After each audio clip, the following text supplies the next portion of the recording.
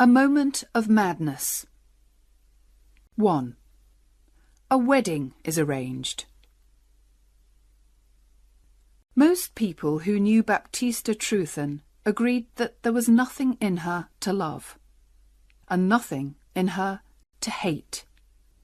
She did not seem to feel very strongly about anything. But still waters run deep, and nothing had yet happened to make her show what lay hidden inside her, like gold underground. Since her birth, she had lived on St. Maria's, an island off the southwest coast of England. Her father, a farmer, had spent a lot of money on sending her to school on the mainland. At 19, she studied at a training college for teachers, and at 21 she found a teaching job in a town called Tor-upon-Sea, on the mainland coast. Baptista taught the children as well as she could, but after a year had passed, she seemed worried about something. Mrs. Wace, her landlady, noticed the change in the young woman and asked her what the matter was. "It has nothing to do with the town, or you," replied Miss Trewthen. She seemed reluctant to say more. "Then, is it the pay?" "No, it isn't the pay." "Is it something that you've heard from home, my dear?" Baptista was silent for a few moments.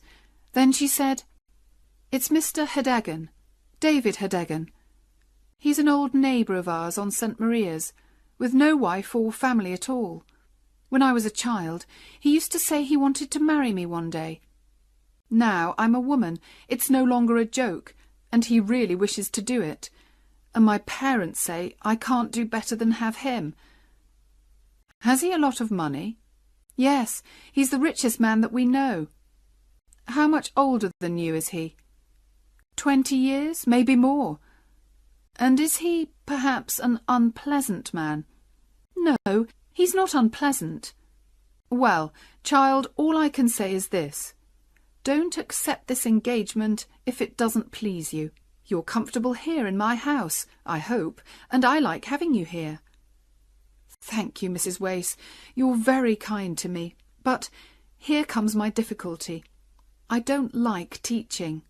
"Ah, you're surprised. That's because I've hidden it from everyone."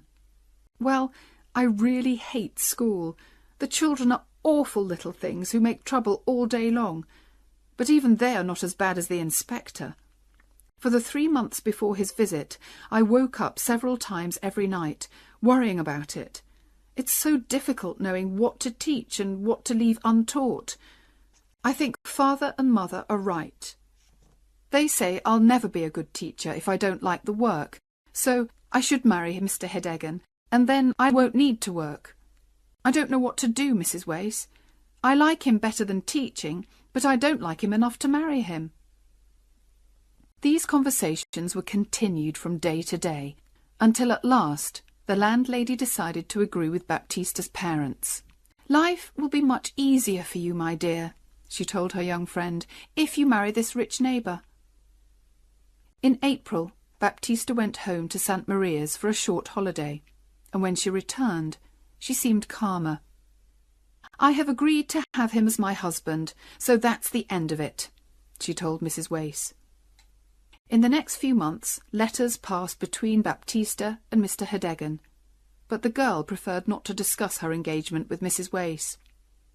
Later, she told her that she was leaving her job at the end of July, and the wedding was arranged for the first Wednesday in August.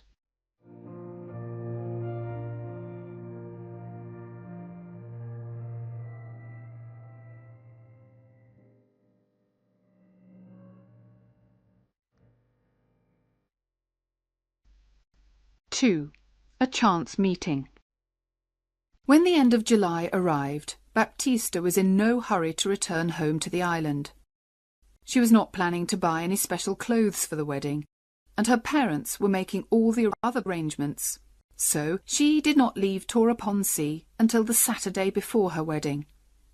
She travelled by train to the town of Pen Zephyr, but when she arrived, she found that the boat to St. Maria's had left early, and there was no other boat until Tuesday. "I'll have to stay here until then," she thought. It's too far to go back to Mrs. Wace's. She did not seem to mind this. In fact, she was almost happy to wait another 3 nights before seeing her future husband. She found a room in a small hotel, took her luggage there, then went out for a walk round the town. "Baptista! Yes, Baptista, it is!" The words came from behind her. Turning round, she gave a jump and stared. "Oh, is it really you, Charles?" she said. With a half smile, the newcomer looked her up and down. He appeared almost angry with her, but he said nothing.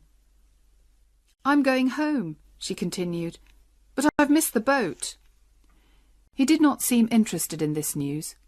"Still teaching?" he said. "What a fine teacher you make, Baptista, I'm sure." She knew that was not his real meaning. "I know I'm not very good at teaching," she replied. "That's why I've stopped." "Oh, you've stopped? You surprise me. I hate teaching." "Perhaps that's because I'm a teacher." "Oh, no, it isn't. It's because I'm starting a new life. Next week I'm going to marry Mr. David Hedegan." At this unexpected reply, the young man took a step back. "Who is Mr. David Hedegan?" he said, trying to sound bored. "He owns a number of shops on St. Maria's, and he's my father's neighbour and oldest friend." "So, no longer a school teacher, just a shopkeeper's wife. I knew you would never succeed as a teacher. You're like a woman who thinks she can be a great actress just because she has a beautiful face, and forgets she has to be able to act. But you found out your mistake early, didn't you?" "Don't be unpleasant to me, Charles," Baptista said sadly. "I'm not being unpleasant. I'm just saying what is true, in a friendly way. Although I do have good reason to be unpleasant to you. What a hurry you've been in, Baptista. I do hate a woman in a hurry." "What do you mean?" "Well, in a hurry to be somebody's wife. Any husband is better than no husband for you, it seems. You couldn't wait for me. Oh, no. Well, thank God that's all in the past for me." "Wait for you? What does that mean, Charlie? You never showed that you felt anything special for me." "Oh, really, Baptista, dear." "What I mean is, there was nothing that I could be sure of. I suppose you like me a little, but I didn't think you meant to make an honest engagement of it." "That's just it. You girls expect a man to talk about marrying after the first look. But I did mean to get engaged to you, you know." "But you never said so, and a woman can't wait for ever." "Baptista, I promise you that I was planning to ask you to marry me in 6 months' time." She appeared very uncomfortable, and they walked along in silence. Soon he said, "Did you want to marry me then?" And she whispered sadly back, "Yes." As they walked on, away from the town and into the fields, her shoulder and his were close together. He held her arm with a strong hand. This seemed to say, "Now I hold you, and you must do what I want." "How strange that we should meet like this," said the young man. "You and I could be husband and wife going on our honeymoon together, but instead of that, we'll say goodbye in half an hour, perhaps for ever. Yes, life is strange." She stopped walking. "I must go back. This is too painful, Charlie. You're not being kind today." "I don't want to hurt you. You know I don't," he answered more gently. "But it makes me angry, what you're going to do. I don't think you should marry him." "I must do it, now that I've agreed." "Why?" he asked, speaking more seriously now. "It's never too late to stop a wedding if you're not happy with it. Now, you could marry me instead of him, although you were in too much of a hurry to wait for me." "Oh, it isn't possible to think of that," she cried, shaking her head. "At home, everything will be ready for the wedding." "If we marry, it must be at once. This evening you can come back with me to Trufal, the town where I live. We can get married there on Tuesday, and then no Mr. David Hedegan or anyone else can take you away from me." "But I must go home on the Tuesday boat," she said, worriedly. "What will they think if I don't arrive?" "You can go home on that boat just the same. The only difference is that I'll go with you. You'll tell your parents that you've married a young man with a good job, someone that you met at training college. When I meet them, they'll accept that we're married, and it can't be changed, and you won't be miserable forever as the wife of an awful old man. Now, honestly, you do like me best, don't you, Baptista?" "Yes," she whispered. "Then we will do what I say."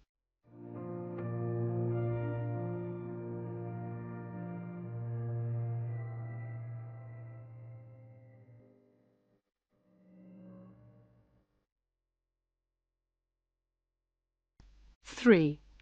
Baptista gets married. That same afternoon, Charles Stow and Baptista Trewthen travelled by train to the town of Trufell.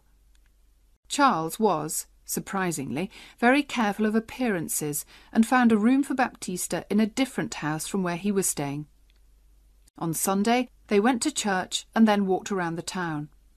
On Monday, Charles made the arrangements, and by 9 o'clock on Tuesday morning, they were husband and wife. For the first time in her life, Baptista had gone against her parents' wishes. She went cold with fear when she thought of their first meeting with her new husband. But she felt she had to tell them as soon as possible, and now the most important thing was to get home to St. Maria's. So, in a great hurry, they packed their bags and caught the train to Pen Zephyr. They arrived 2 hours before the boat left, so, to pass the time, they decided to walk along the cliffs a little way. It was a hot summer day, and Charles wanted to have a swim in the sea. Baptista did not like the idea of sitting alone while he swam. "But I'll only be a quarter of an hour," Charles said, and Baptista passively accepted this. She sat high up on the cliffs and watched him go down a footpath, disappear, appear again, and run across the beach to the sea. She watched him for a moment, then stared out to sea, thinking about her family. They were probably not worried about her because she had sometimes missed the boat before, but they were expecting her to arrive today and to marry David Hedegan tomorrow. "How angry Father will be," she thought miserably, "and Mother will say I've made a terrible mistake. I almost wish I hadn't married Charles in that moment of madness. Oh dear, what have I done?" This made her think of her new husband, and she turned to look for him. He did not appear to be in the sea any more, and she could not see him on the beach. By this time she was frightened, and she climbed down the path as quickly as her shaking legs could manage. On the beach she called 2 men to help her, but they said they could see nothing at all in the water. Soon she found the place where Charles had left his clothes, but by now the sea had carried them away. For a few minutes she stood there without moving. There was only one way to explain this sudden disappearance. Her husband had drowned. And as she stood there, it began to seem like a terrible dream, and the last 3 days of her life with Charles seemed to disappear.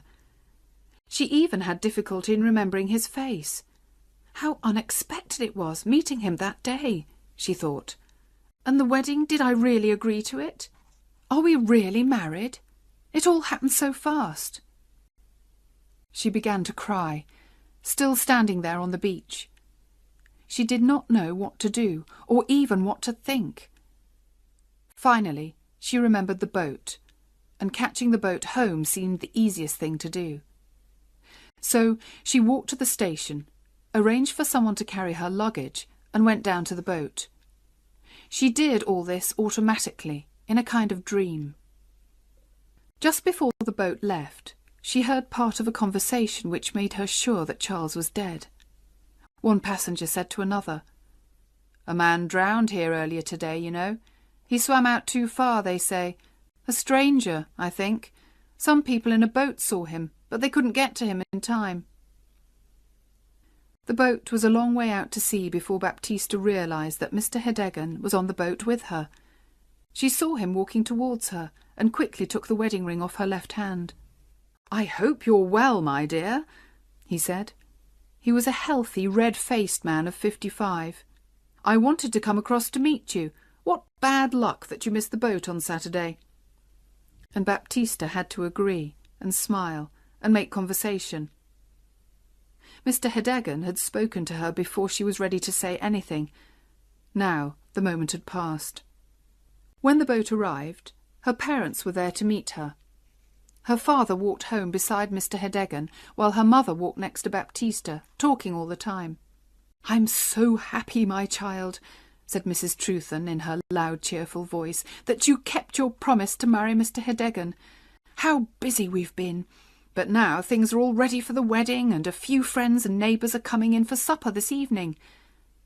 Again, the moment for confessing had passed, and Baptista stayed silent.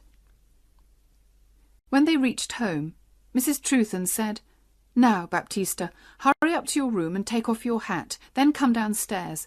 I must go to the kitchen." The young woman passively obeyed her mother's orders.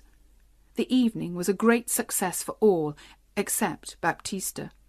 She had no chance to tell her parents the news, and it was already much more difficult than it had been at first.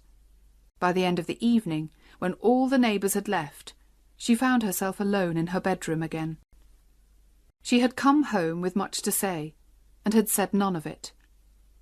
She now realised that she was not brave enough to tell her story, and, as the clock struck midnight, she decided it should stay untold.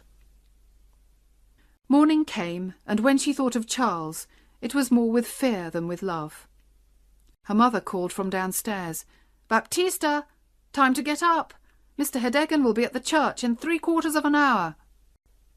Baptista got out of bed, looked out of the window, and took the easy way.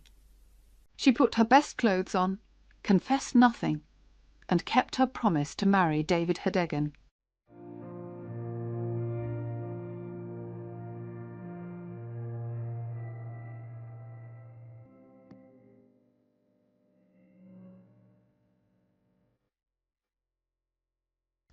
"4. The Honeymoon. Mr. Hedegan did not worry about his new wife's coldness towards him during and after the wedding. "I know she was reluctant to marry me," he thought, "but that will pass. Things will be different in a few months' time." During the wedding dinner, someone asked Hedegan about the honeymoon. To Baptista's horror, he answered, "Oh, we're going to spend a few days in Pen Zephyr." "What?" cried Baptista.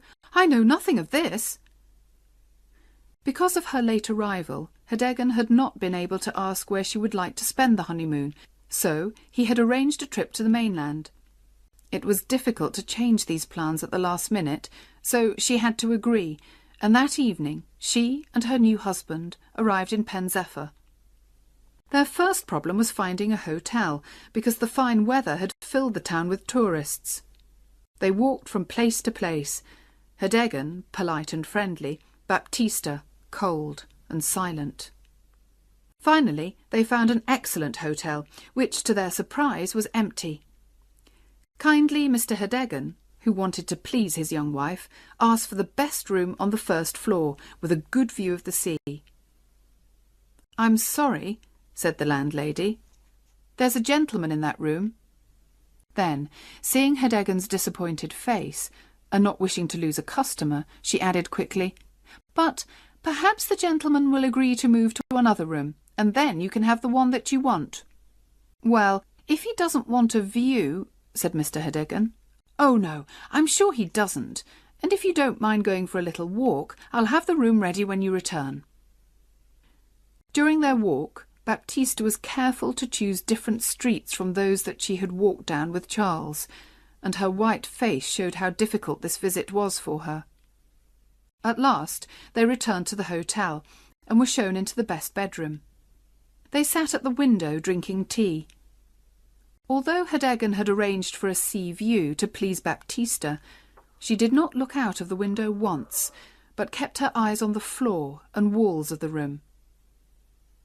Suddenly, she noticed a hat on the back of the door. It was just like the hat that Charles had worn. She stared harder. Yes, it was the actual hat. She fell back in her chair. Her husband jumped up, saying worriedly, "You're not well. What can I get you?" "Smelling salts," she said quickly, her voice shaking a little. "From the shop, near the station." He ran out of the room. Baptista rang the bell, and when a young girl came, whispered to her, "That hat, whose is it?" "Oh, I'm sorry, I'll take it away," said the girl hurriedly. She took the hat off the door. "It belongs to the other gentleman." "Where is the other gentleman?" asked Baptista. "He's in the next room, madam. He was in here. But I can't hear him. I don't think he's there." "He makes no noise, but he's there," replied the girl. Suddenly, Baptista understood what the girl meant, and a cold hand lay on her heart. "Why is he so silent?"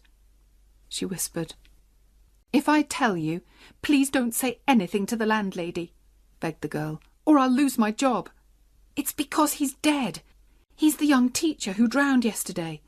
They brought his body here, and that's why there's nobody staying in the hotel.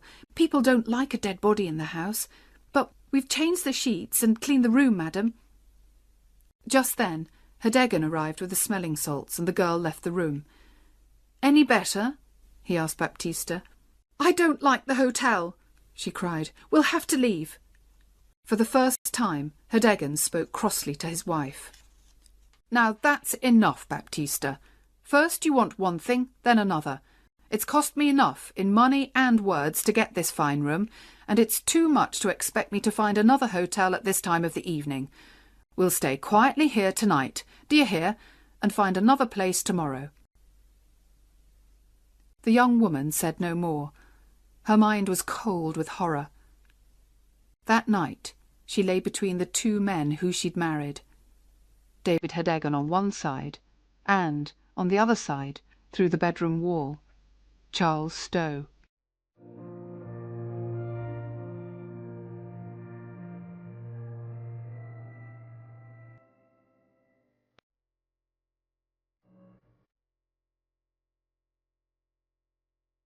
(5) Secrets discovered. Mr. and Mrs. Hedegan both felt the honeymoon was not a success. They were happy to return to the island and start married life together in David Hedegan's large house. Baptista soon became as calm and passive as she had been before. She even smiled when neighbours called her Mrs. Hedegan, and she began to enjoy the comfortable life that a rich husband could offer her. She did nothing at all to stop people finding out about her first marriage to Charles Stow, although there was always a danger of that happening. One evening in September, when she was standing in her garden, a workman walked past along the road. He seemed to recognise her, and spoke to her in a friendly surprise. "What? Don't you know me?" he asked. "I'm afraid I don't," said Baptista. "I was your witness, madam. I was mending the church window when you and your young man came to get married. Don't you remember? The vicar called me to be a witness." Baptista looked quickly around. Hedegan was at the other end of the garden, but unluckily, just at that moment, he turned and walked towards the house. "Are you coming in, my dear?" he called out to Baptista. The workman stared at him. "That's not your—" he began. Then he saw Baptista's face and stopped. Baptista was unable to speak, and the workman began to realise that there was a little mystery here. "I've been unlucky since then," he continued, still staring at Baptista's white face. "It's hard finding enough work to buy food for my wife and myself. Perhaps you could help me, because I once helped you." Baptista gave him some money and hoped never to see him again. But he was cleverer than he looked. By asking questions on the island and the mainland, he soon realised that Baptista had married one man on Tuesday and another man on Wednesday. He visited her again 2 days later. "It was a mystery to me, madam," he said, when she opened the door, "but now I understand it all.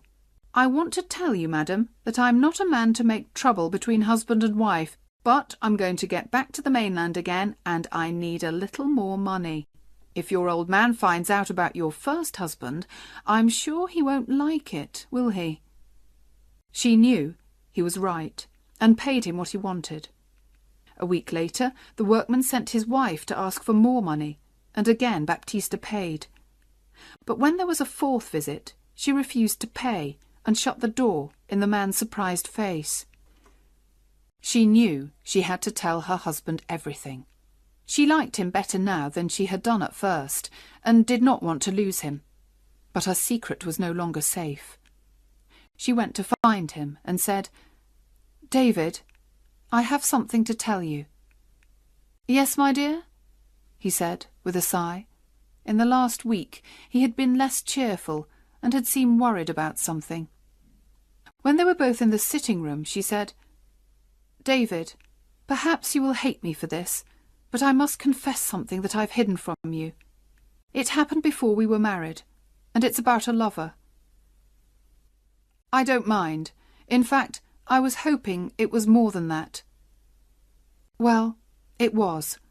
I met my old lover by chance, and he asked me, and, well, I married him. We were coming here to tell you, but he drowned, and I said nothing about him, and then I married you, David, for peace and quietness. Now you'll be angry with me. I know you will." She spoke wildly, and expected her husband to shout and scream, but instead the old man jumped up and began to dance happily around the room. "Oh, wonderful!" he cried. "How lucky! My dear Baptista, I see a way out of my difficulty. Ha ha!" "What do you mean?" she asked, afraid he had gone mad. "Oh, my dear, I've got something to confess too. You see, I was very friendly with a woman in Pen Zephyr for many years. Very friendly, you could say, and in the end I married her just before she died. I kept it secret, but people here are beginning to talk, and I've got 4 big girls to think of." "Oh, David, 4 daughters!" she cried in horror. "That's right, my dear. I'm sorry to say they haven't been to school at all. I'd like to bring them to live here with us, and I thought by marrying a teacher I could get someone to teach them, all for nothing. What do you think, Baptista?" 4 grown girls always around the house, and I hate teaching. It kills me. But I must do it. I can see that. I am punished for that moment of madness. I really am. Here the conversation ended. The next day Baptista had to welcome her husband's daughters into her home. They were not good-looking or intelligent or even well-dressed, and poor Baptista could only look forward to years of hard work with them. She went about sighing miserably, with no hope for the future. But when Herdegen asked her a month later, "How do you like 'em now?" her answer was unexpected. "Much better than at first," she said. "I may like them very much one day." And so began a more pleasant time for Baptista Herdegen. She had discovered what kind, gentle girls these unwelcome daughters were. At first she felt sorry for them, then grew to like them, and from liking she grew to love them. In the end they brought her and her husband closer together. And so Baptista and David were able to put the past behind them and find unexpected happiness in their married life.